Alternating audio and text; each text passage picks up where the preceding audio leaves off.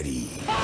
Ladies and gentlemen, broadcasting live. Way to go, baby! From Dallas, Texas.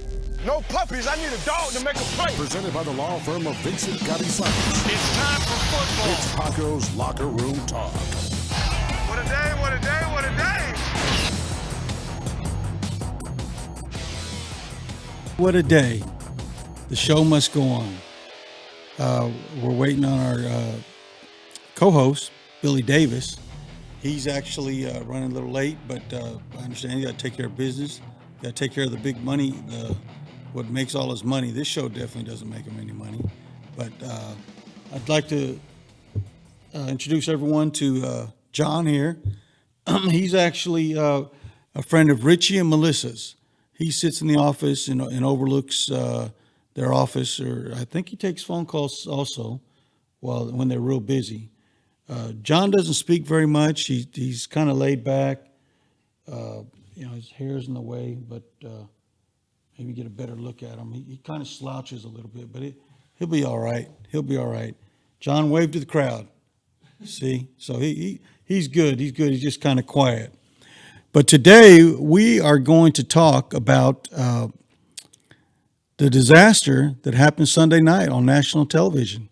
And we usually don't talk much about the current Cowboys. We talk a little bit about them, but God, I know they let down a lot of people, and a lot of these comments and I don't know, opinions that I'll be giving, they're personal opinions. It's not the gospel. I mean, I don't know the X's and O's like the coaches do that are coaching the Cowboys. But I will say this. I do know that there was a lot of money paid out to the running back, Ezekiel Elliott. And since then, it just hadn't been the same. Whether he's having a problem with the offensive line or I don't know. It's not the same. And, there's a lot of fans out there making excuses for him. And I call it excuses because, hey, when you're paid a lot of money like that, whether the hole's there or not, you got to make something happen. I mean, take, for example, Walter Payton. Walter Payton had no line. And that's no disrespect to the people that did block for him, but I mean, it was nothing compared to what Emmett had with the Cowboys, what Ezekiel has with the Cowboys. I understand they're getting older. We all know that.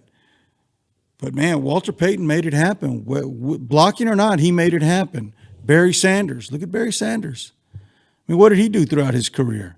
Yeah, there were a lot of negative yardage, but he never gave up. He kept going, and he made things happen, the long runs. I think Ezekiel's had one run over 20 yards this year.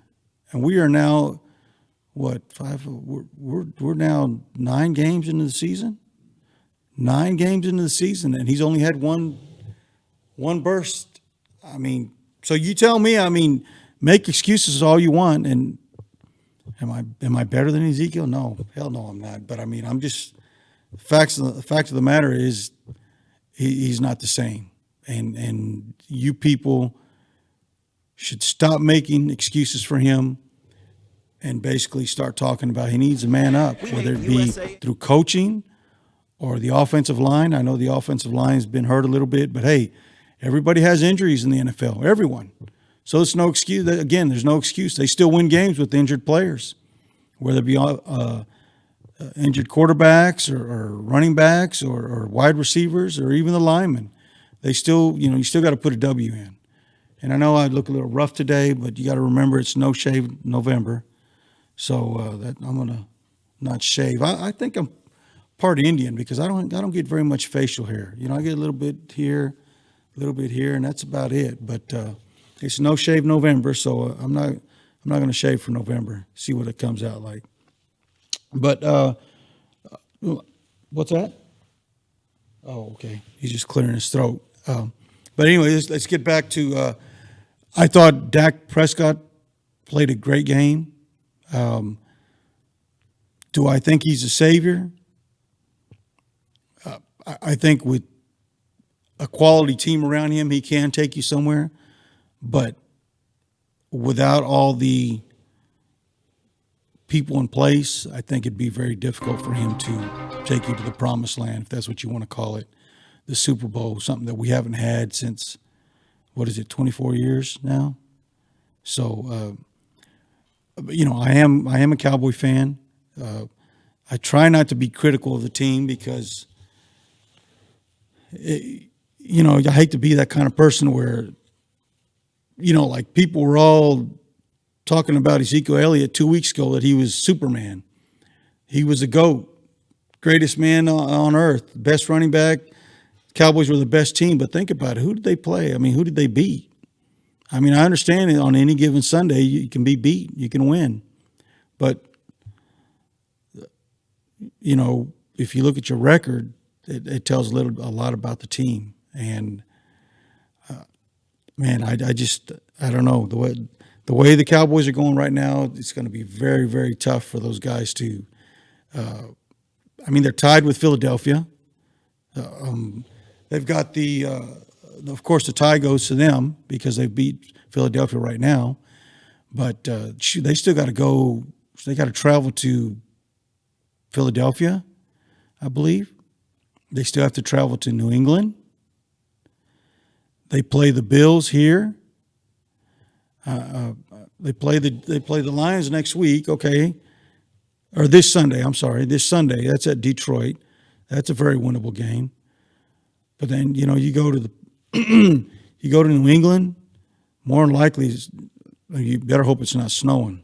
Ain't no way. Nobody on that team knows how to ski, so I don't see that as a win.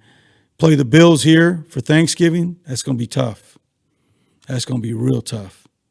They play the Bears here, I believe.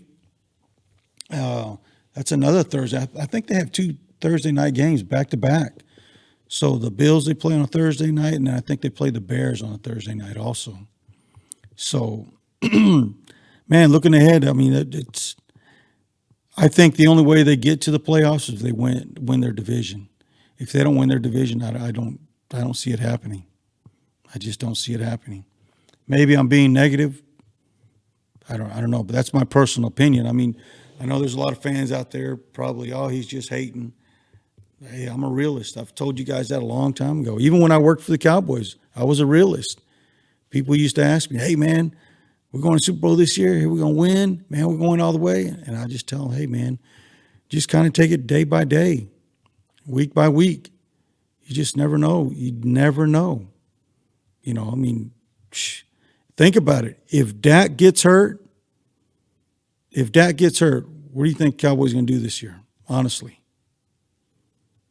Who's the backup they have there? I can't think of his name, but he's not going to do it. Let's be real about it,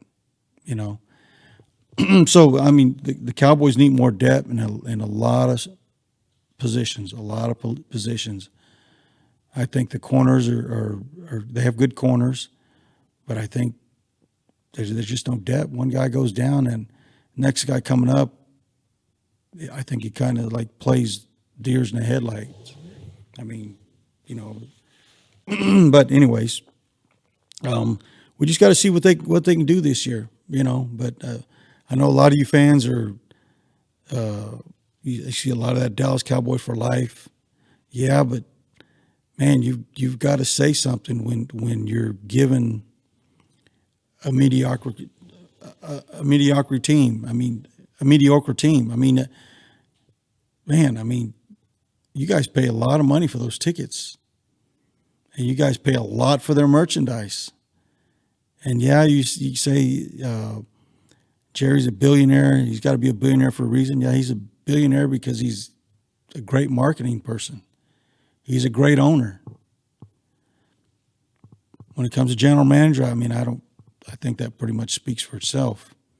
When things like this start happening, how long has it been? 24 years since we've been in the Super Bowl? First thing they do is they start cleaning house, get rid of the general manager. Then you move on to the head coach. Then what's the old saying? It all doo-doo it all rolls downhill. So, but it is Jerry's team, and he's going to do what he wants, and everyone's going to say everyone's going to do what he says. I mean, there's no ifs or ands about it. You know, he'll tell you it's his team. I think when Steven takes over, I think the first thing Steven does, he goes out and he hires a general manager, honestly. And then I'm not here to badmouth Jerry. Jerry's a great owner, one of the best owners around. And I've always said he'll do anything for you. If you can help him, he'll do anything for you. He'll fly you around the world in his private jet, if he has to. But as soon as that's over with, you know, move on to the next one. What have you done for me lately? You know, there's a lot of loyalty in Jerry, though. He's very loyal to Jason Garrett right now. Where else could Jason be a head coach and be there 10 years and basically nothing's really happened? You know, I mean, and Jason's taking a lot of criticism, but hey, Red Ball, you know, you knew that when you took the position. You know, you got to take good with the bad.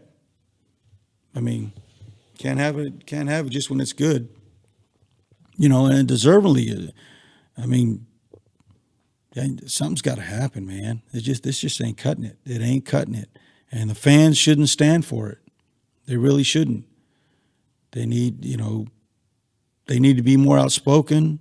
I did see something on the internet. They've already got out some Fire Jason Garrett T-shirts, and I hear they're selling pretty well. I don't think Jerry likes that, but hey, he's got to take the good with the bad. But my man, are you not going to talk tonight? I mean, what's up, bro? He's just kind of in a daze, you know. He doesn't blink. You all right? Yeah, he's all right. He's just kind of listening in on everything. This one's my favorite. Like the clap. Oh, the clapper. Yes, look at that shirt there. That's right. See, you can order them online. Wow, I'd hate to be Jason. I really would. He's going to catch a lot of heat. A lot of heat. Man, but let's get back to, you know, the team itself. Man, what about the Hot Boys? Isn't that what they're called, the Hot Boys? Mm-hmm. The defensive line, I believe it's the Hot Boys. I mean, where have you been? There's nothing hot about. I mean, can't stop the run. I know there's a couple of guys that are hurt, and I understand when people are hurt, they're, you know, you might be able to tell the difference when they're not in there. But they had some good backups. There for a while, they had a little system going. Like when Jimmy had the team, you probably had 7 linemen. They rotated. And, man, God, you just compared to what we used to have in the 90s, our backups were just as good as our starters. You couldn't tell the difference. You really couldn't, honestly. I mean, back then, yes, a lot of people hated the Cowboys because they were so cocky. But you know what? The Cowboys, they backed it up. They backed it up. Bottom line. Muhammad Ali, you could hate him all you wanted. He was a clown. Everybody hated him. But they paid to go watch him fight because either you loved him and you wanted to see him clown someone and knock him out, or you hated him and you were hoping someone would get a lucky punch and knock him out. But he backed up all that talk. He walked the walk, just like he talked the talk. You know, but I mean, I don't know. I mean, that running back, he just, God, I mean, not only did he go slice through our line like hot butter, I mean, when the secondary came up to try and hit him, man, he was running over those guys like Herschel Walker ran over Billy Bates. He was smashing them. I mean, that dude's unbelievable. I mean, and that's the way Ezekiel used to run. Of course, Ezekiel's not as big as him, but Ezekiel used to always go right at you. He'd rather run you over or try to run you over than go out of bounds. And I mean, this guy, man, he plowed over you. He made sure you knew that he ran over you. I mean, what did Ezekiel rush for? 49 yards, I think it was. 49 yards. That's the second time this year that he's been shut down, I believe, like that. I mean, if there's not a hole, you gotta create something. You gotta make something happen. You gotta make something happen. But I think we're going to be going to commercial in just a minute. And then when we come back, we'll talk some more Cowboy talk and hopefully get out some stories right after this. Rudolph's Market and Sausage Factory. Man, how old is that? That picture there has got to be 30, 40 years old. No, longer than that. 50 years old. Anyway, it's owned by a good friend of mine named Richard Andreessen. His family own and operated. They've got all kinds of meat. Like I said before, you walk in their refrigerator, they got hanging sides of beef, cow. I don't really want to think about that because I like cows, but I don't eat steak, so I don't eat lamb. I don't eat goat. I don't know. I start thinking about it and I feel sorry for them. I end up throwing it up. So I just stick to the hamburger meat. That's all. I eat like a kid. My wife really gets on to me. She says, "You're just like a kid. You eat cereal for breakfast and then you eat hamburgers. That's all you ever." But that's me. I guess I'm a big kid. But yeah, you guys need to go by and visit Rudolph's Market. It's over in Deep Ellum on Elm Street. We will be doing a show there live. I'm just not sure what day yet, but we will be doing one there. And we'll go by and come by. We're going to give away some Cowboy memorabilia, and I think we're going to have I don't know, they're going to give out tickets or something. The winner gets prizes, wins prizes.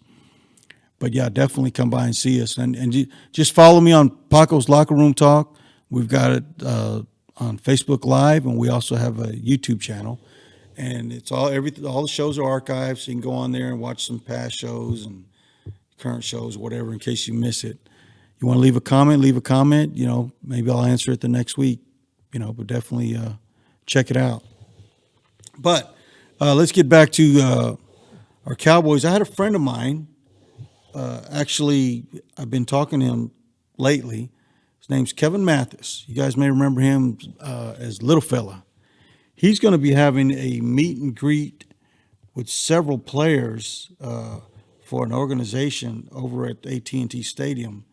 And that is going to be next Monday, November 18th, from 11 to 1 p.m. I'm guessing he's probably going to have, maybe 20 players out there, something like that. I think it's going to be open to the public if you want to come out, check it out. But he'll have a bunch of people there. I think he's named some people like Dion. I invited a lot of players, Brian Neufeld, Michael Downs, Kelvin Edwards, a lot of current players, not current players, but 90s players, and then a few 80s players. But and then I think Ray Mickens, Larry Centers, people like that, you know, friends of his. There's a lot of these guys live here in Dallas, excuse me, DFW area, and they always help each other out because I think they're helping raise money for turkeys for the homeless or something like that, something of that nature. But I just wanted to give a shout out to Kevin Mathis. Hopefully we'll have a good event, bring out plenty of players, so help raise money or to buy those turkeys. But speaking of turkeys and things of that nature, I've got some helmets here in front of me. You know, Christmas is right around the corner, guys. Christmas is right around the corner. Take a look at these. You got Ezekiel Elliott as a collage of Ezekiel Elliott all the way around that helmet. You've got your Black Ice cowboy helmet. I see a lot of these going around, a lot of these. And then, of course, over in front of John there, you've got Dak Prescott helmet. and that's really nice also. And if you guys are interested in anything like this, definitely give me a call. 214-609-4008 is my number, or just go on the to the Paco's site, and the phone number's there in case you didn't get to write it down. And give me a call, and I'll fill you in more on the helmets. They're going quick. I mean, that looked nice in front of a lot of people's mantle or their office. I mean, these are one of a kind. They're really nice helmets. Really nice helmets. Guys need to check them out. But again, phone number 214-609-4008. And let's get back to, I know not too many people probably want that Ezekiel one, but I mean, some of the fans out there that believe he does no wrong, then you may want to get an Ezekiel helmet. But Dak, I mean, I thought he played a very good game. The receivers, Amari Cooper, he ended up being the real thing. I mean, he's God, that guy. You cover him, but if you give him that sideline, there ain't no way you're not going to be able to stop him. That guy reminds me of the Michael Jackson video Criminal, where he just kind of leans over without falling down. Man, that guy, Amari Cooper, he's the real deal, and he seems to be a very, very humble person. That's what I really like about him. And again, Michael Irvin he was more of an arrogant, outlandish, but Michael Irvin backed his stuff up. So you can't really say anything bad about Michael Irvin. But Amari, so far, just for this season, he's got 7 TDs, 848 yards, 53 receptions, 16.0 average on every catch he makes. So he's doing real well. Randall Cobb, I thought, was a very good addition to the Cowboys. Michael Gallup is also good. I think he reminds me a lot of Gallup reminds me a lot of Kelvin Martin, Kevin Williams, K-Dub, and Kmart. Third down specialist. Kind of real small, sneaky, but they don't drop very much. But I know there's talk. I know a lot of you guys are also talking about Dez Bryant. Why won't the Cowboys bring Dez Bryant back? I think too much has been said against the organization by Dez. Again, this is my personal opinion. I'm not trying to say don't go get him or anything. I think, man, if you put Dez on that team, and I know there's talk about Colin Kaepernick. I think Colin Kaepernick's a good backup. Does he still have it? I don't know. I mean, has he been staying in shape? There's been other players that have been out of the league a year or two. There were coaches, or they were selling, working at a store or something like that. And they come back and look at, what was that guy's name that played? I think he played for the Broncos. He was selling insurance here in South Lake. He ended up going to the team, starting, and took them to the playoffs. They didn't make it to Super Bowl, but I can't remember his name. If I had Billy here or somebody who would talk more, you could probably help me out. And I'm trying to figure out what the guy's name was. Hold up. You think that Kaepernick and Jerry Jones would get along? Oh, yeah. Oh, yeah. I think they'd get along. The kneeler and the no kneel? Yeah. Well, of course, Jerry's going to tell him now, we're gonna let you come play on the team, but you're also going to have to follow our rules. Now, you want to make a stand? That's great. Do it outside of here. Don't embarrass me in front of national media. I remember the time Jesse Solomon. He wasn't starting. He was. I don't know if he was just if they didn't have him suit out and he was on the sidelines, and Jerry tried to come over and shake his hand. This was on national television. And they just had the cameraman just happened to show Jesse Solomon, who we got from the Minnesota Vikings in that big trade for Herschel Walker.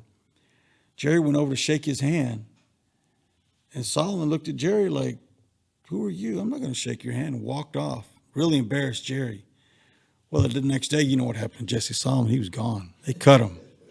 You know, Jerry ain't going to go for that. And you're not going to embarrass Jerry like that. I mean, Jerry's kind of like the Don, you know, Teflon Don. He's been through a lot, and he walks away. But I mean, hey, when you got that kind of money, you can pretty much do what you want and say what you want and get away with it. Not saying that Jerry's a bad person. I'm just saying, you know, I don't think you're going to win that battle. But yeah, I think Kaepernick would be good for the team. I don't know about Dez. I don't know that he fits in anymore. You know, I mean, you got Cooper and you got Gallup and what's the other receiver's name we got over there? Randall Cobb. Yeah, I liked Randall when he played for the Packers. He's a good receiver. He's a very good receiver. He's a little guy, but man, he's tough. It's going to be good to see Beasley come back next week or this weekend. Oh yeah, it's going to be really good to see that. He comes Thanksgiving. Yeah, with the Bills. Yeah. With the Bills, yeah. Beasley. Quick story about Beasley. I have a friend of mine. Back when Beasley played for SMU, he needed a place to stay, and he was in the dorm. You know, I think your first year you got to be in the dorm, and the second year he was looking for a place to stay. So a friend of mine, his parents left him. They had a lot of property and left him some homes and stuff. So they let him. He says, "Hey, man, you know, I got a place, extra room. I'll rent it out to you, and you know, it's X amount." So B's like, "Oh yeah, great, man. Hey, I appreciate that."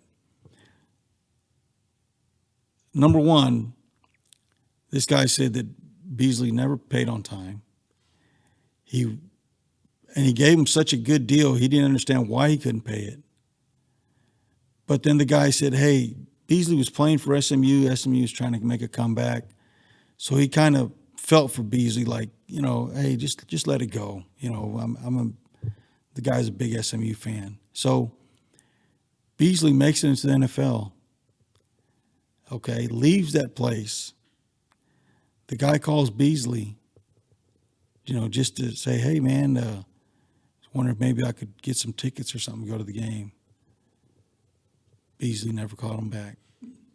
Never called him back. And the guy says he left several messages just saying, like, "Hey, man, I just thought maybe, you know, if you can give them to me at a good price, you know, good seats, you know, I'll buy them." But I mean, I agree with the guy. I mean, you cut a guy that much slack and you can't even give him some tickets? Come on, man. He basically carried you through SMU. And then you make it in the NFL and you can't take care of him. I don't know. I thought that was kind of wrong. But anyways, it is what it is. But, you know, a lot of guys change when they get into the NFL. They really do. But me, I never changed. Then again, I was a nobody. So, but I did play with two former NFL players when I played semi-pro. One of them played for the Cowboys, and there was another one that played for the Lions. A big old lineman by the name of Rich Vondrasek. Huge guy. I mean, he looked like he was huge, man. Big old arms, big shoulders and everything. But, shoot, I could play with the best back then, you know, at 20, 24, 23, 22 years old. But we all get old and our body changes. But we're going to be going to break, and we're going to show a little commercial on our gym that my family has. And in that commercial, you will see my dad. My dad is 79 years old. 79 years old, still going at it every day in the gym. Every day. So enjoy it. This is Jesse A. Montoya, raised on the streets of West Dallas. Started boxing in the late 1950s, making a promise to his mother that he would move her out of the poverty-stricken area. As a kid, Jesse would be one of the first in the state of Texas to compete against other African-American kids during the lift of segregation and the beginning of the civil rights movement. 60 years have passed and Jesse continues to be a part of the sport. His passion for boxing has allowed him to serve as a trainer, a coach, a mentor, and a community leader, working with both amateur and professional fighters. Jesse has literally mentored generations of young fighters since the 1970s. He is recognized as one of the first Hispanic coaches in the Dallas-Fort Worth area, while pioneering the first inner-city amateur boxing program that has awarded him and the boxing gym that carries his namesake with numerous team trophies. Throughout the years, Jesse and his staff, that includes his sons Anthony and Michael, have trained many successful boxers, a program acknowledged by USA Boxing. This is Jesse A. Montoya of Montoya Boxing, a pillar of amateur boxing in Dallas-Fort Worth.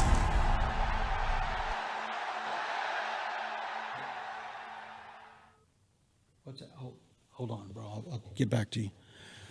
Okay. Ryler, this guy, he talks when the camera is off, but comes back on, and now look at him. You got stage fright. Yeah, stage fright. But he smiles. He smiles. That's good. I'll tell you what, John, the first time I saw you over in Richie's office, man, you scared the hell out of me. I was sitting there, and I turned around, and you're just like sitting there smiling at me. I said, what the hell? But glad you decided to join me today. You don't talk much, but nice bow tie, suspenders. But so Ryler, tell the Lions are coming to. No, we're going to Detroit. Yeah. It's a good thing we're playing indoors because the weather out there is going to be pretty tough.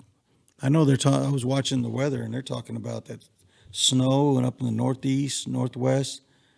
Man, it's killing them. It's bombarding them. Yeah. Yeah. But I was going to say, I was hoping Billy was here. I was going to ask him how many games he's played in the snow. He was from El Paso, so I'm sure he played in plenty of games. But as far as me, I've only played in 2 games. One was in the ice, and one was in the snow. And boy, that snow was coming. It was powder snow. The first time I'd ever played in the powder snow. Usually Dallas doesn't get that. But we were in Grand Prairie playing. And boy, I tell you what, and the worst thing about it, that day I drove my Porsche, not thinking that it was really going to snow. Because, when they say it's going to snow here in Dallas, it usually doesn't. And I drove my Porsche, and I swear, it was probably 45-minute regular drive. It turned into like a 3.5-hour drive getting home. Man, that Porsche was just sliding everywhere. After that, I told myself, never again. If they say it might rain, don't even take it out. And I don't. I just, stays in the garage now. But fun games. But let's go to Detroit. I think Stafford, he's out. He's originally from Highland Park. How does that work, Ryler? You're born and raised in Highland Park with a silver spoon, and then you go and you Go over to D-Town. You go over to Kinda D-Town slum it up and a you little make bit. even more money. It's like, oh no, he don't have enough money. We need, Yeah. I'm not mad at him. I'm all for players getting their money, but man, I just wonder how much money is too much money. But he represents Highland Park. Highland Park's always put out some pretty good athletes, but I think Matthew Stafford's the only one that's come out of there. Yeah. Well, no, I think the McElhaney's went there out of SMU. Lance and Lott. Yeah. Lance and Lott. Lance was our quarterback for SMU, and Lott was our fullback at SMU. But I think they did go to Highland Park. So yeah, they had some good players come out of there. Dave Richards, offensive lineman, #1 pick for the San Diego Chargers. Yeah, he came out of Highland Park also. So there's been some good athletes. Yeah, Ryler, you ever been to Highland Park? I passed through there. My wallet's a little too slim to stay there too long. I can't stay there too long. Well, Ryler, it's a good thing you're the right color. Otherwise, you'd have been stopped. Yeah. And I remember growing up, my dad used to tell me, don't go through Highland Park. And I would say, why, Dad? And he says, don't go through Highland Park because they will stop you. And I said, Dad, that's from back in the 50s, But you know what? I knew it was a matter of time. They fired a cop from Highland Park, and he spilled the beans. And he said every day when they would have roll call, the one thing they would tell their officers, if you see a black or a brown person driving through Highland Park, you stop them. You make them turn around and go back the other way and tell them, don't ever come through here again. If you do, I'm going to pull you over again. I'm going to find something on you. Now get out of here. And the guy, so it was a myth for a long time till finally the officer spilled the beans on everyone, and then it ended up being true.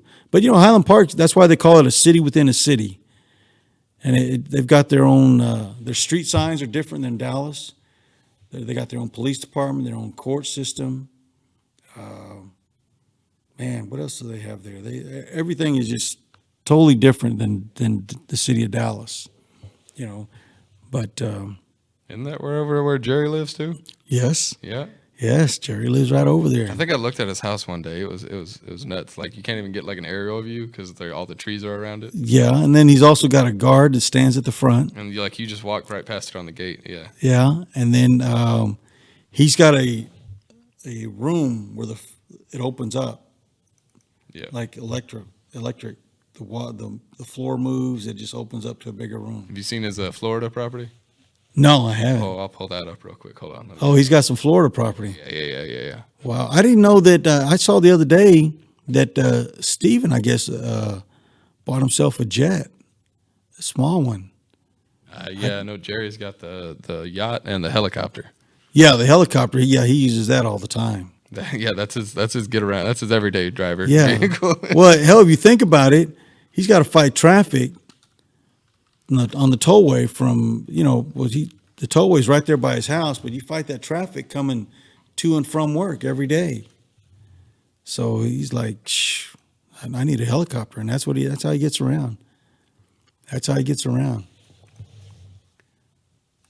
So, but let's get back to a little bit more football. There you go. Jerry You Jones' got- house. Oh, Look at wow, that's his Florida home. Yeah. Right off the beach. Sick. Wow, look at that. Man, that's nice. Got that giant walkway up in the front. Yeah. That's sick. Wow, that reminds me a little bit like Dion's house, a little bit. I wonder how big that thing is. Does it say? I can find it real quick. I got a picture of his yacht too. It was just kind of bragging. This is like his brag No, post. that's his yacht. Yeah. Are you serious? It's kind of his brag post. His Bravo Eugenia. Wow. I didn't know that. It's got, look. 15 cabins.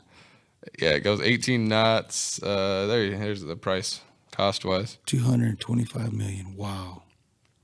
Oh, it's for sale. You can buy one like that from the manufacturer. You can't buy his. Oh, well, his net worth, it says 8 billion. Wow. Oh yeah, I thought it was 5 billion, but he's moving up. He's got real estate companies. Cowboys are not his only venture. He's rolling. Well, I don't know. Some people may not know this, but back in the late 80s, well, Jerry came, he bought the team in 89. When he bought the team in the early 90s, he started buying property in Frisco. Yeah. And I mean, there was like a 2-lane highway that went out to Frisco. That was it. The tollway didn't even go out that far. So fast forward 15 years? Fast forward 15 years, and everybody's moving out to Frisco, and guess who owns all that property? Yep. Here, check it out. He's just basically the end of the beach. Wow. That's all him. Unbelievable. That's how much room he's got between his neighbors. He's got a little privacy wall over there. Nobody on this side. Just that's all him. Wow, I did not even know that was his. I mean, that's goals right there, man. Wow. That's nice. And I thought Dion had a nice house. But I used to actually work for Dion at his house. And Dion, his house was 36,000 square foot. his closet, not his wife's. His closet was 1,500 square foot. That apartment's 1,500 that square big. foot, and the second floor. I thought I was doing good in the 1,500 square foot apartment. No, and his second floor and his closet was see through. He had a second floor in his closet. Yes. He had a 2-story closet. 2-story closet, and it was a see through floor. So people would be walking, and you'd see the bottom of their feet just walking over you. You're like, what the hell? Now I know why Rocket was so mad at him. Yeah, man. I mean, I remember one time Dion says, "Hey Paco, do you know a shoe shine guy?" I was like, "Yeah, sure, I know a shoe shine guy." He says, "Well, I need him." I said, "Okay." Sorry, I didn't quite catch that. Could you please repeat it? That was John talking in his Oh, phone. it was John. You It was throwing John's your voice? fault, yeah. Okay. I didn't get that. Okay, that's enough, John. Please. So, Dion, he's like, I said, well, okay, well, when do you need him? He says, you can have him start next week. I said, okay, you want me to take the shoes to him? He's like, no, I need you to bring him to my house. I said, Dion, I mean, why do you want me to bring him to your house? He says, I'm going to put him to work. I said, well, what do you want him to do? He says, I want him to clean my shoes, shine my shoes, get them all cleaned up. I said, well, how many shoes do you have? And he showed me his closet. Don't you know that guy went and worked at Dion's house for 2 weeks straight, 9 to 5. Shining all of his shoes. 9 to 5, just shining Dion's shoes. I couldn't believe it. It was unbelievable, unbelievable. I mean, he had a 13-car garage. Oof. All his cars were black. Every single one of his cars he's ever owned in his life was black. He doesn't drive any other color. And the 12-car garage was like a little cul-de-sac. And the one car that was parked over by his bedroom was the black Lamborghini. Yeah. That's the one he kept over. And he had 2 full kitchens in his house because the house is so big. So you had your regular master kitchen, and then you had a full-size kitchen in his bedroom. Did he ever do an MTV Cribs episode? Yes, he did. Ooh, I'm gonna find. He did. Yeah, he did. And everybody used to make fun of him because he rode around on that little bicycle or whatever it was, electric cart. He had 2 golf carts. Like he told me to go get the mail. I had to drive the golf cart. It was like a half a mile from that. That's how long his driveway was. Yeah. Huge property. I think it was like 119 acres. Is this it? Had a bunch of cows on. There it the is, entryway? right there. You see all that marble in there? That's all heated. It's all heated. It was never cold in there. Look at those columns. Those Yeah. columns are worth more than I make in a year. Oh man, I mean, unbelievable. That's exactly upstairs. All his kids' rooms Yeah. were a certain color. So Bucky's favorite color might be blue. Everything in the room's blue, including the hot tub. It's kid out. All room. Shador, his favorite color might be green. Everything's green, even the hot tub. Toilets, everything was color coordinated. Was it out in Prosper? Yeah, Prosper, Texas. Damn, I used to that's drive the to Prosper, Texas, Monday through Friday. Monday through Friday. Man, it was great working there. No, that's a blurry image, but damn. That's it right there.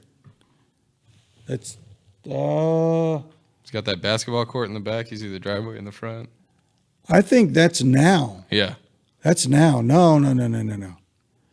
No, before it was 119 acres. I mean, you see how close the street is to his house now? Yeah. That lake that man-made lake he had built in the back of his house, they've turned that into a public display now, whatever. So the city bought that and they keep up the maintenance on that. It's got like a big waterfall and stuff back, but there you go. Right back there. Jerry Jones ever go over there?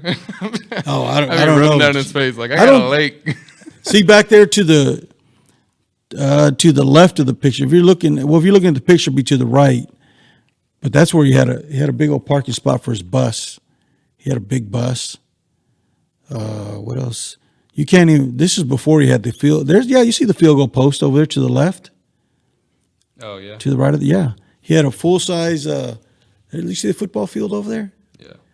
Yeah, had a football field, goal post, everything. Well, I can't zoom in on it, but yeah.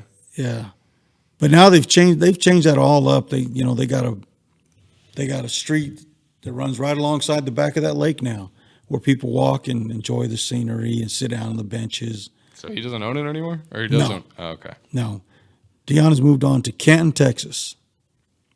He's out in Canton. Out in Canton. All right. I'm gonna find his Canton house. Well, it's being built now. Oh, okay. He did. He moved his mom down here, built her a house on one side of the water. He's got a house for his son, the oldest son, Bucky, on the other side of the water. And you got to, unless you have a boat, you can't cross. Yeah. But you can drive all the way around, and that's where he's building his house on the other side of the water, so nobody bother him. Dion doesn't like being bothered. Yeah. When he lived in Plano at that other house, at prime time on the gates, he didn't like the fact that people could, come ring the doorbell. Not ring, but there was a little call box there, and it rings the main house. And same thing in Prosper. That's why he left Prosper, because there was nothing out there until he moved out there. Once he moved out there, everybody started moving. I mean, there ain't much in Canton. There's the trade days out there. That's about it. That's about it. That's about it. You don't see Deion Sanders wandering around trade days. Oh, yeah. I need a puppy and a four-wheeler. Yeah. Hey, you know who works for him on his property? Nate Newton. Damn. But Nate loves that hard manual labor. He loves that type of work. But I think we're going to go to commercial real quick, and then we'll come back and talk some more.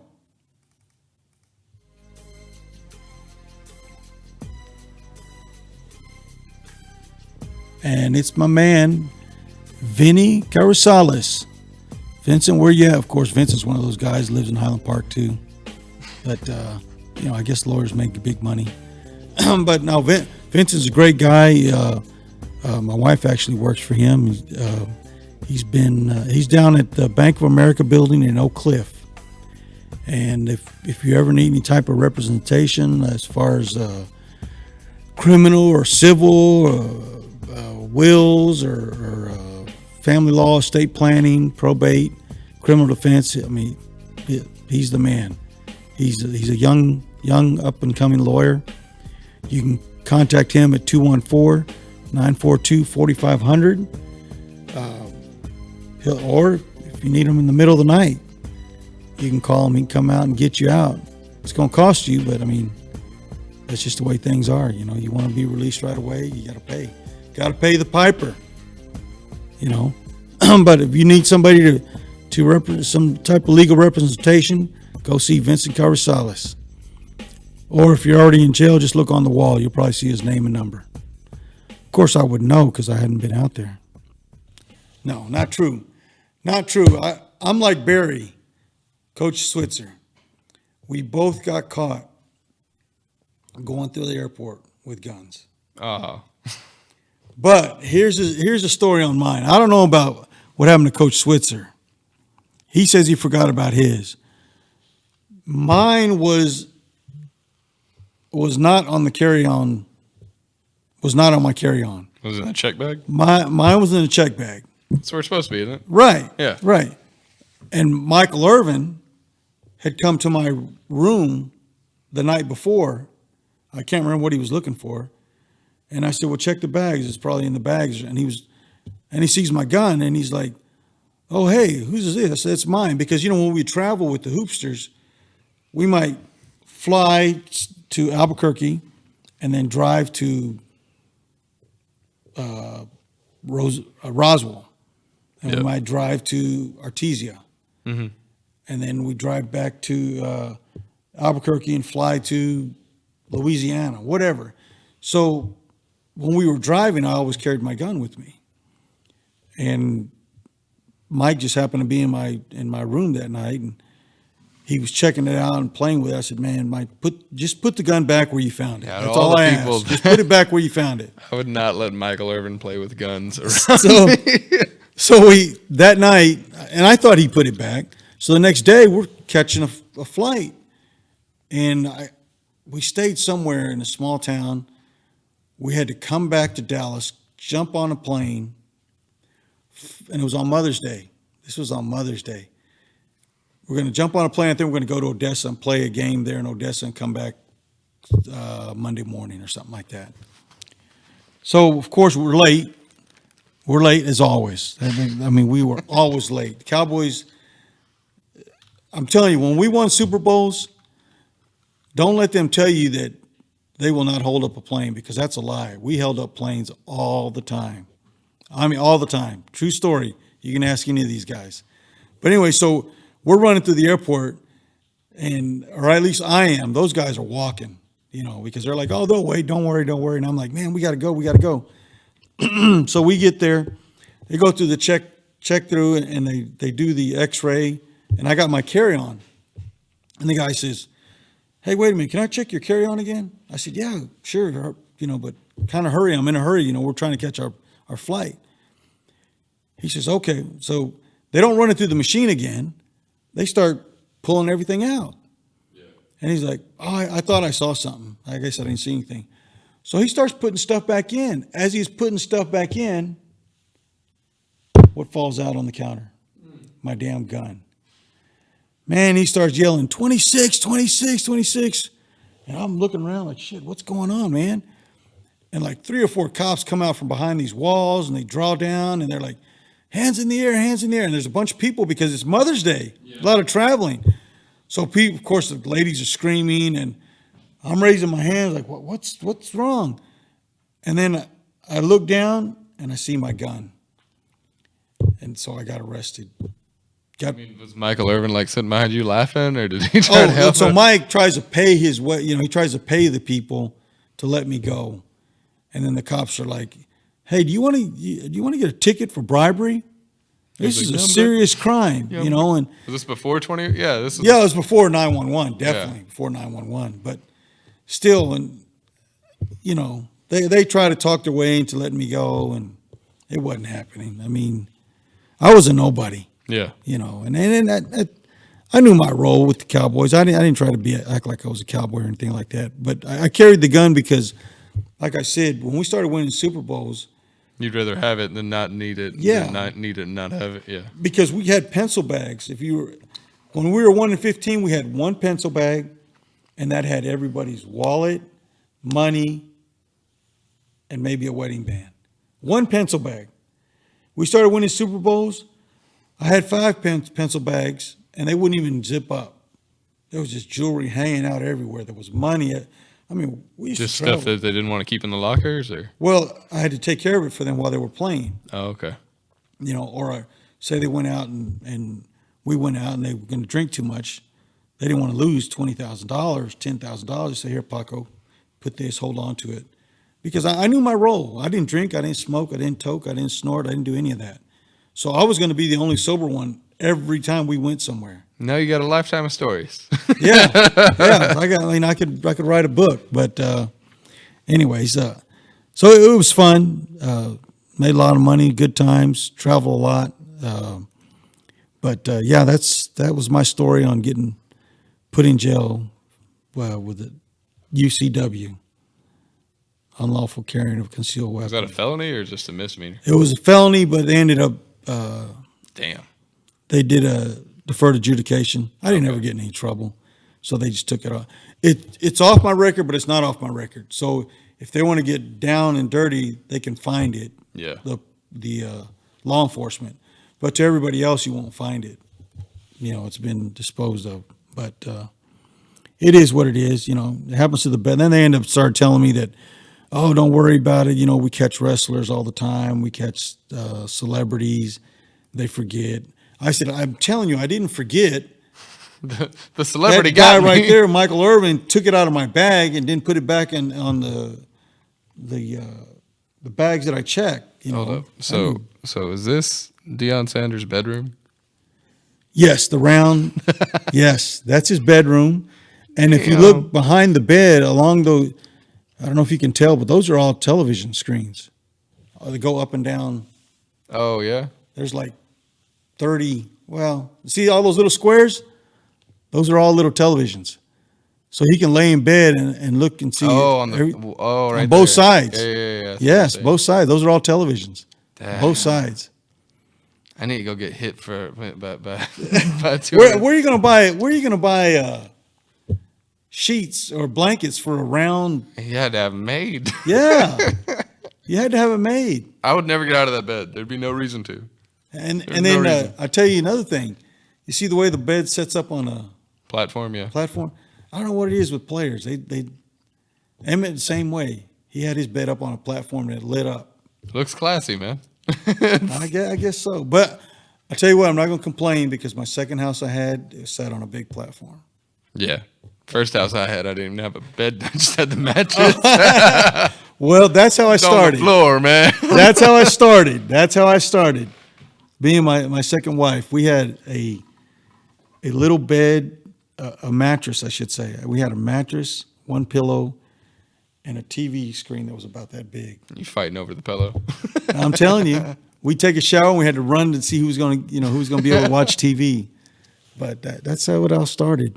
But man, Ryler, I had a good time. We got about 3 minutes, but had a real good time. I pulled it off on my own. Well, me and my boy John. There you go. Who, Got to give John the respect to you. yeah, John, you gonna at least wave to people? He showed up. Or you? Oh, there he goes. Yeah. All right, that's cool. People wonder if you're still alive or over there or what. But I appreciate you helping me out on this show, John. We talked some football. We talked some football stories. Next week we'll be back with another player, former player.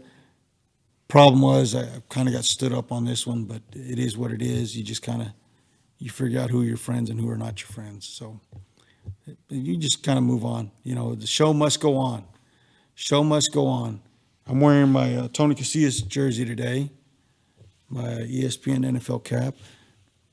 Actually, this cap is from the 90s. And when I was wearing it, I don't know, maybe 10 years ago, still looks new. And people were like, ESPN, NFL, they don't even have they're not even with the NFL anymore. Lo and behold, ESPN came back and bought the rights to the games. So see, I can wear the same hat. A lot of the stuff I wear is from back in the day because it's still new.